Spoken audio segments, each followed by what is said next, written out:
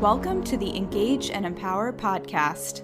Behind every successful company is an intentional and innovative approach to empowering your most valuable asset, your people.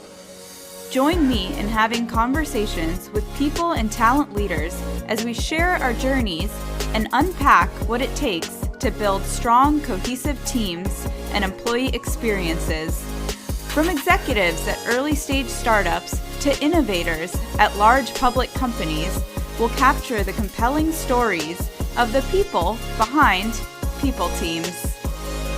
Hey everyone, thank you so much for tuning in to the Engage and Empower podcast. I'm your host, Rasika Rajagopalan, and today I am so excited to be chatting with the Director of People Operations at Lemonade, Julia Sigel. Julie and I met a few years ago in Boston, and from our very first coffee, I've just so enjoyed our conversations. I love her ideas and I love her energy. So Julia, thank you so much for making time for the show. It's always so much fun chatting with you. If you wouldn't mind getting us started by giving listeners just a quick background and intro on you, that would be great. Sure. Thank you, Rasika, so much for having me. I'm so happy to be here. I'm Julia Sigel, Director of People Ops at Lemonade.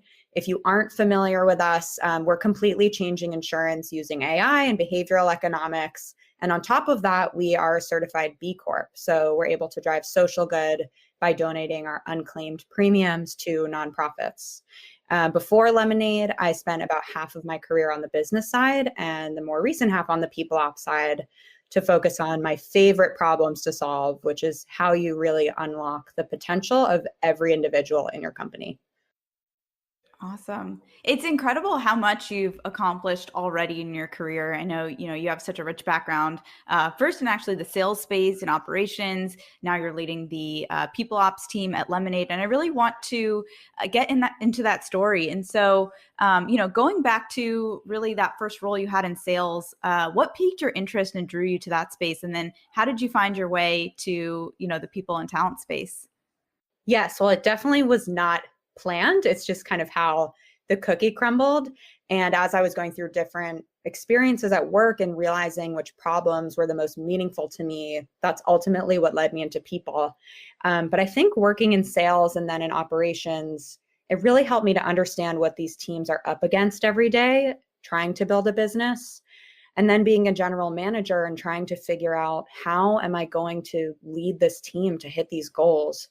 That was really when I started digging into management philosophy. And I just found everything so fascinating. I couldn't read enough books and watch enough TED Talks on it. And I knew it was something I was really passionate about. So to me, with management, there's a world of difference between telling people they have to do something because it's their job and actually understanding what matters to that person so that they want to go above and beyond in their work. And that's really what I mean when I said earlier, how you unlock the potential of every individual in your organization. So as a general manager, I started changing how I managed, and I really began thinking of everyone on my team as an owner of the business. And that led to really positive results for us. So as an ops person, I was thinking, how can I help other managers in the company and scale this impact to help across teams? And I realized that the people team was actually a really great place for me to be able to do this. Nice. And each of the companies you've been at have been so different, from insurance companies, and you worked at Love Pop, greeting cards, to health companies. So has that also been intentional or more so by chance? And how have you navigated the nuances of each of these different industries, especially as you think about how to support your teams as one of the first people leaders? So it sounds like they're very different, but really what I look for in a company is that they're using their mission and the power they have as a company for good. And that's really a common thread across all the places where I've chosen to work. It's really an interesting question if the industry itself matters, if you need to be an expert in the industry to be successful at the job. And on the people team, I think the industry isn't really what influences what we deliver. I think it actually comes down to the leadership. It's really the founders and their vision that has the strongest influence. And that's why it's so important for anyone new starting in a people role to take the time to get to know the leaders, what their priorities are, what their strengths are, their values, and the vision for the workplace that they want to create. in tech, so many founders start companies to build a product. And so their expertise coming in is oftentimes in engineering or design. So as the people person, it's your job to help the company develop that muscle.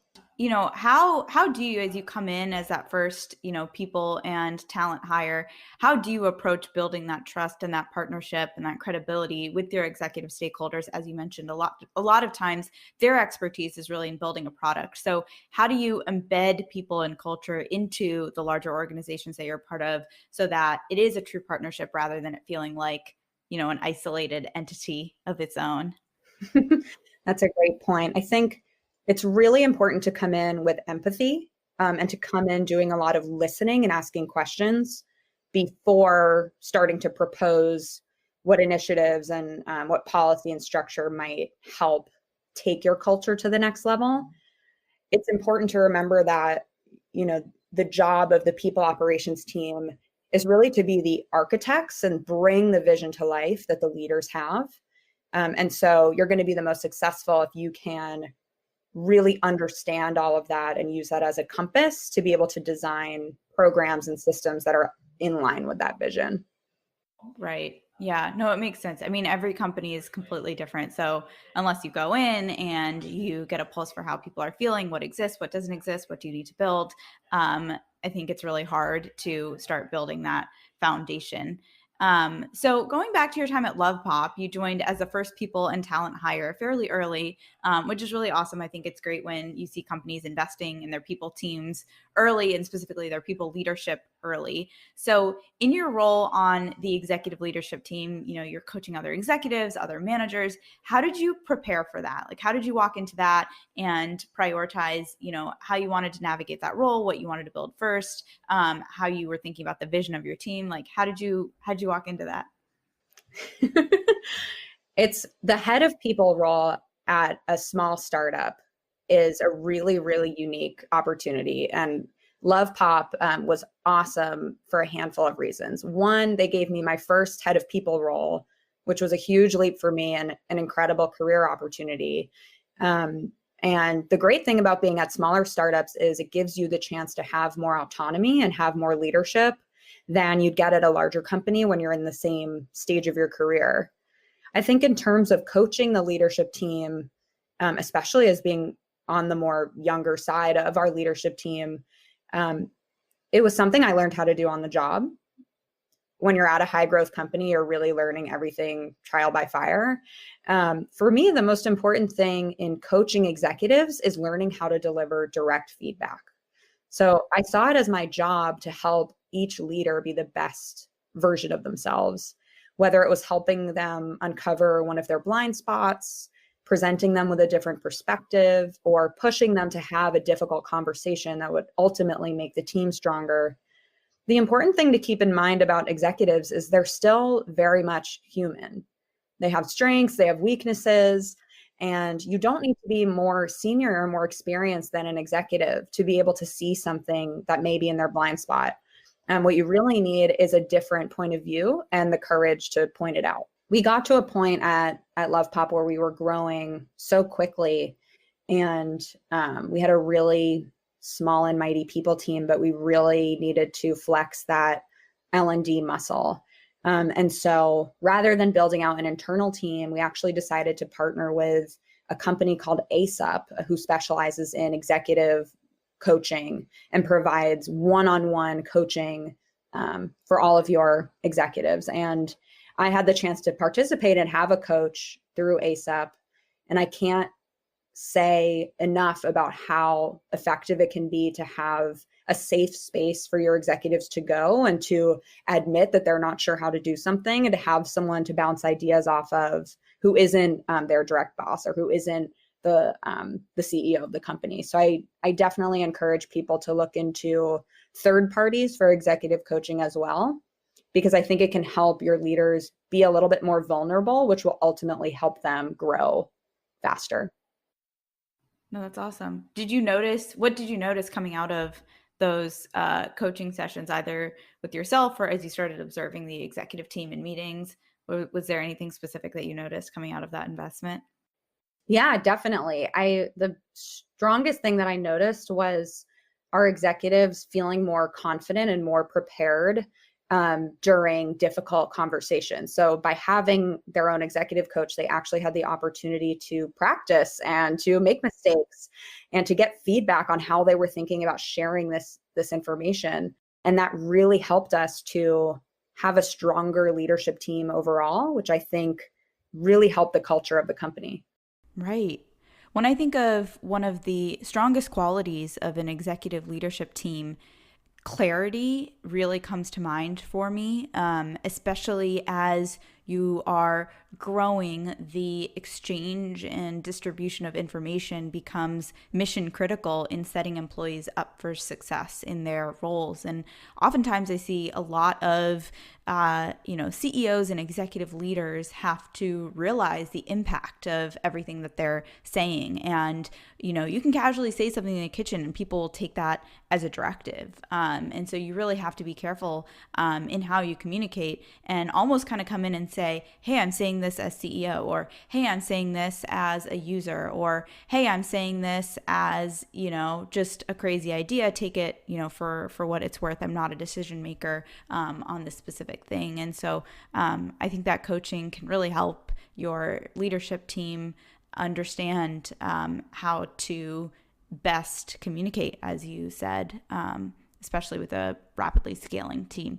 Going back to what you were talking about earlier, when you joined the team at Love Pop, on the people side, how did you build your roadmap and prioritize there as you got started? For the people team prioritization, it was really driven by the needs of the business. So as the first people and talent hire, naturally, I started out as our recruiter, sourcing candidates, interviewing, trying to keep up with our hiring plan, and then build out the talent team to get that part of the machine going.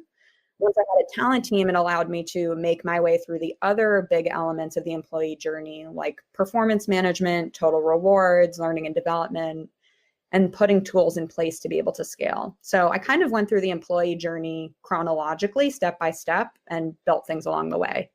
And by no means at all why was this easy. There were several unexpected events. I'm sure all the listeners can relate to this. Things come up every day to try to throw you off course. And the most important thing is just to stay focused and keep going.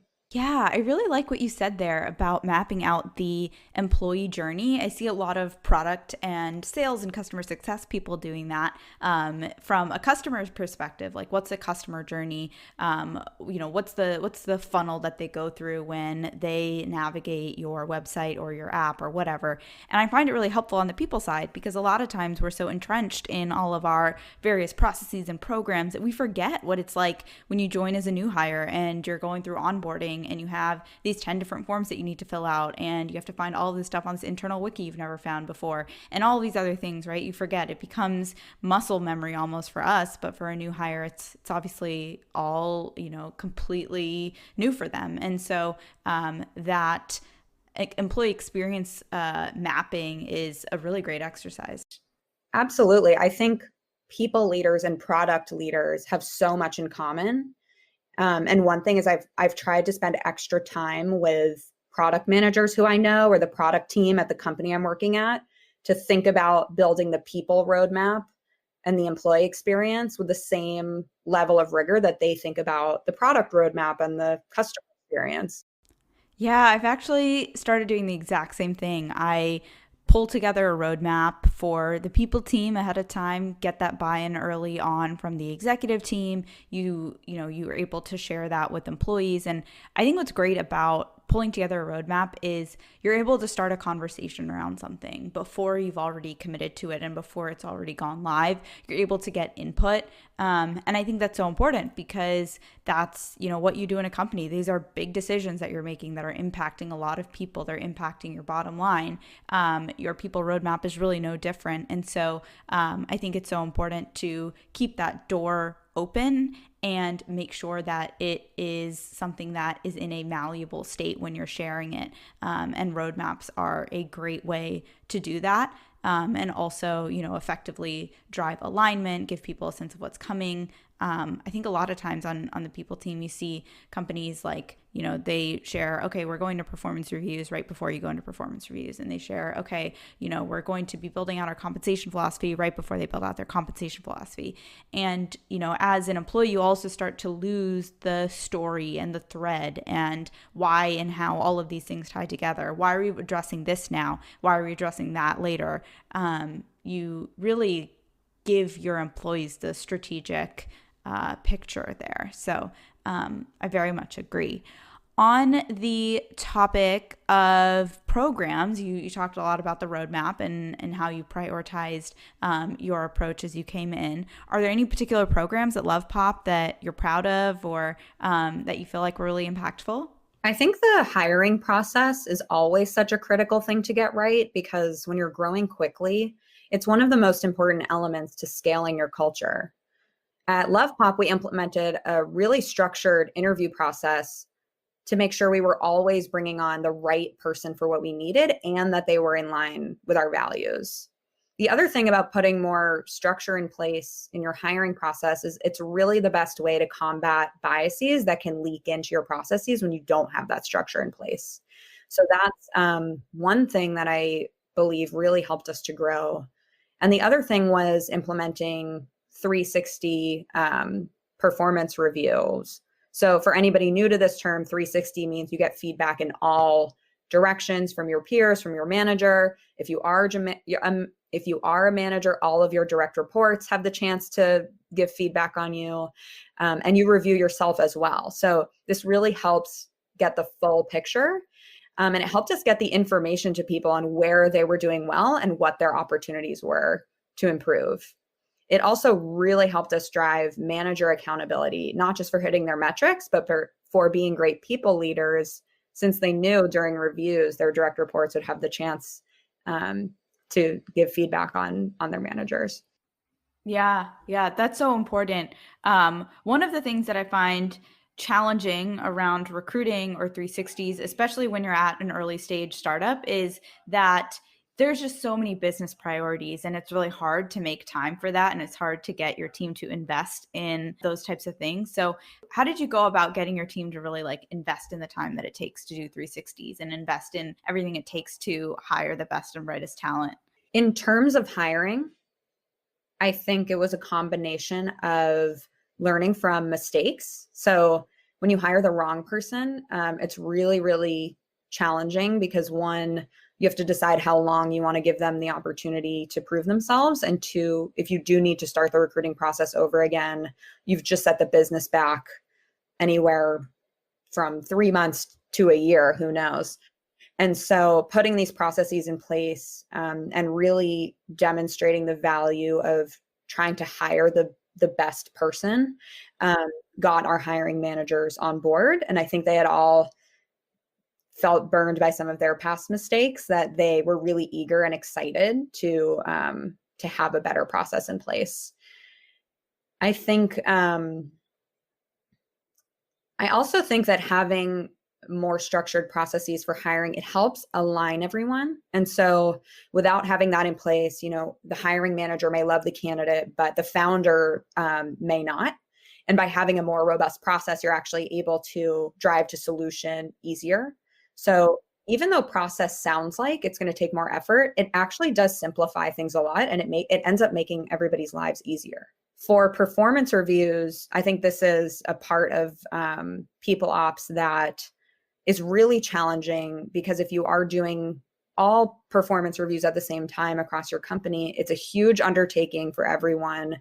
It takes up a lot of manager bandwidth, and you tend to get a lot of eye rolls across the company that managers don't want to take the time to do the reviews. But if you're doing performance reviews in the right way, you shouldn't actually have to gather new information to present an annual review. It should be recapping a series of shorter, more casual, succinct conversations that managers and their direct reports have had throughout the year, and almost wrapping that year up in a bow by repeating some of the themes that have come up throughout the year. So putting in that work early and often definitely helps lighten the load when it comes to that annual review process. Yeah, exactly. I almost see it like saving or investing. Like, would you rather save $5 every week and make the interest off of that, and then at the end of the year have the amount of money you need?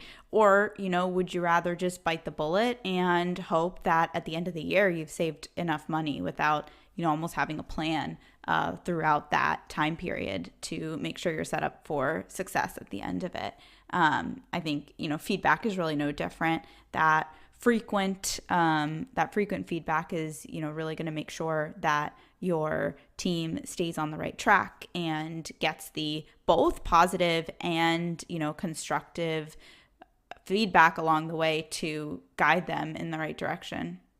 As you talked about earlier, Lemonade, your most recent company, had a really successful IPO shortly before you joined. So that's really exciting.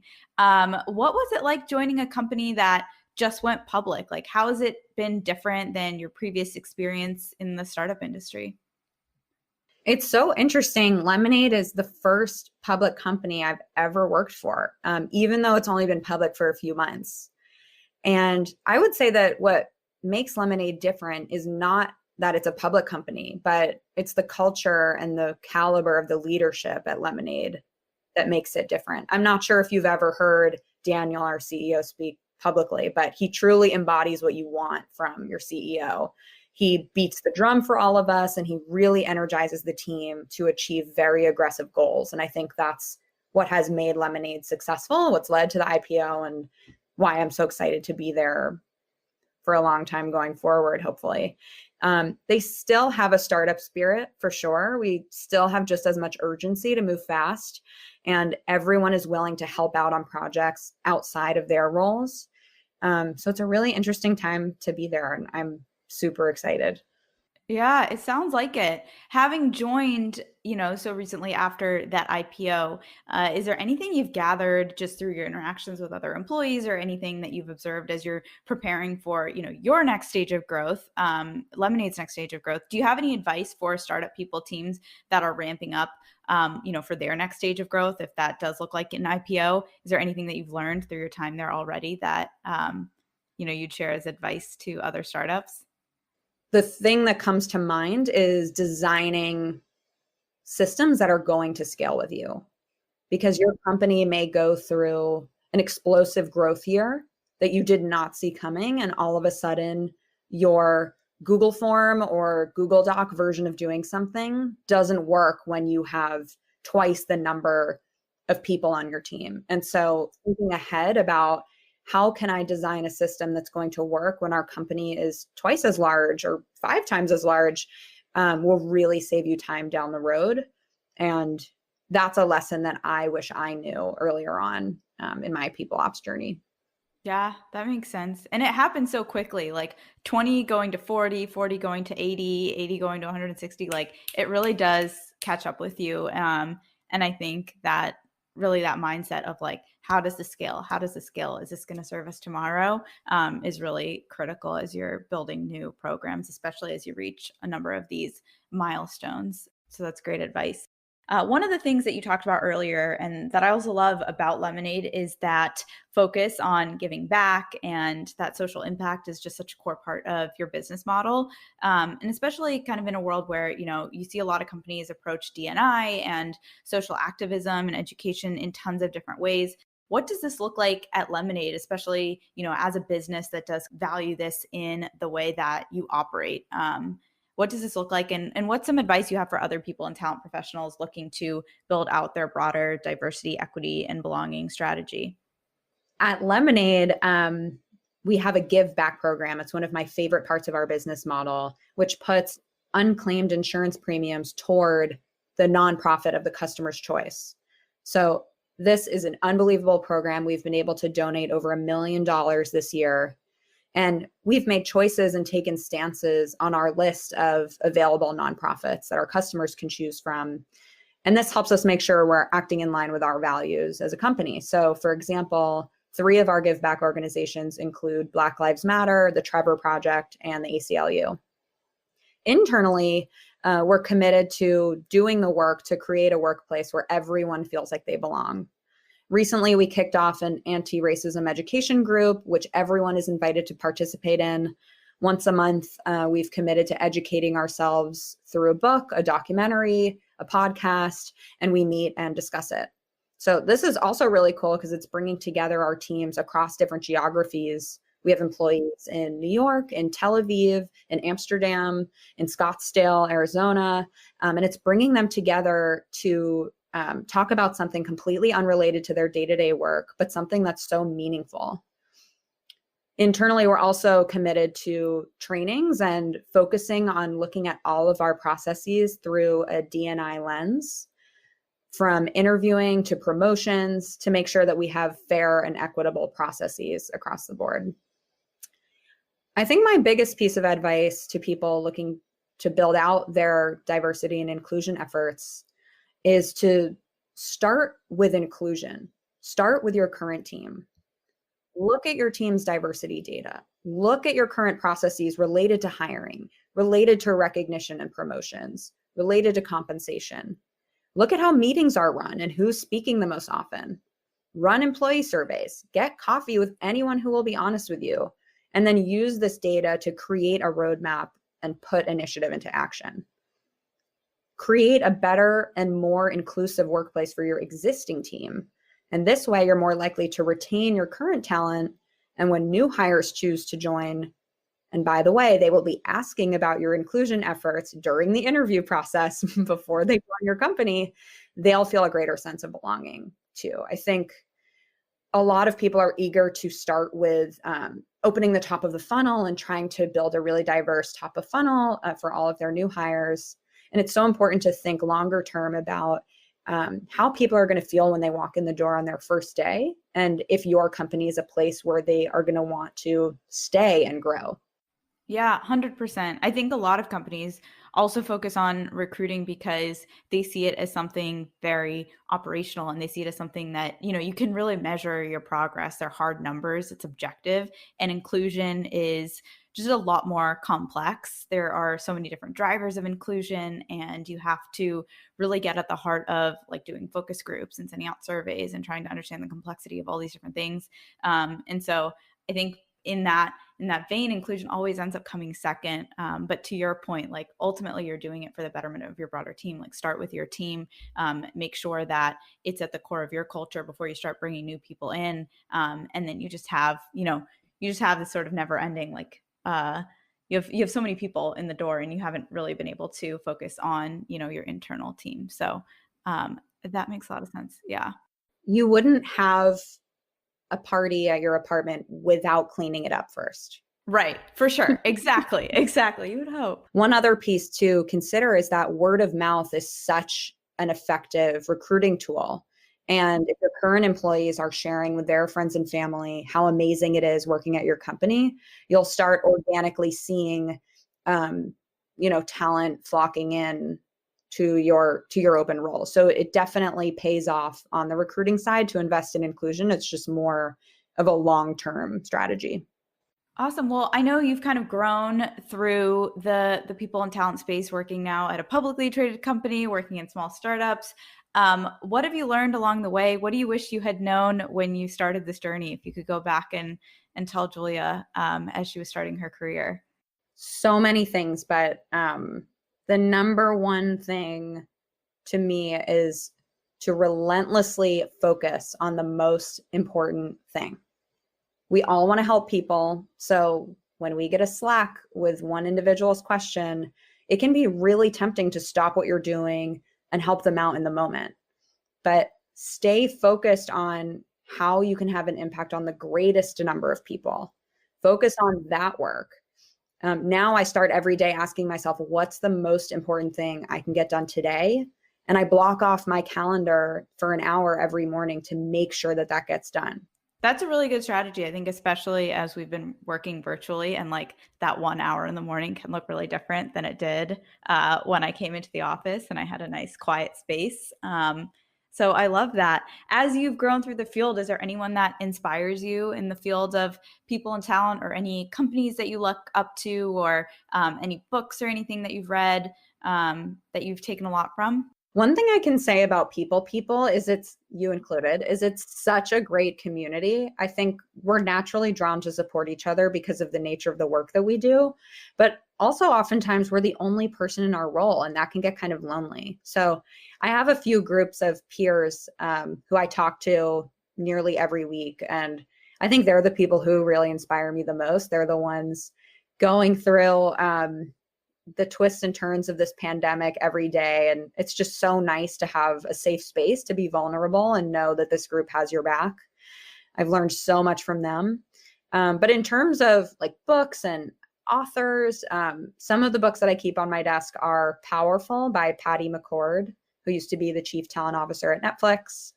The Advantage by Patrick Lencioni, which I think is a classic, familiar with his work around the 5 dysfunctions of a team. And one book I really love that I read recently was The Making of a Manager by Julie Zhu. That's a good one. That's a good one. We've actually kicked off our manager development program by giving every manager a copy of that book, or mailing it to them, because it's a great read. And it's awesome because it's written by someone that actually is not, from the people and talent space. And it kind of shows how all hands on deck this work is. And I love that about it. So that's a good list. Absolutely. Yeah. Great. Well, Julia, I really appreciate you taking time to come on the show. It's always so fun chatting with you. Some really insightful nuggets around there, around, how you've sort of approached this transition to a much larger company, and how your team holistically thinks about diversity, equity, and belonging. So thanks so much for hanging out with me and sharing some of your experiences. Thank you so much, Rasika. This was incredible, and happy to talk anytime.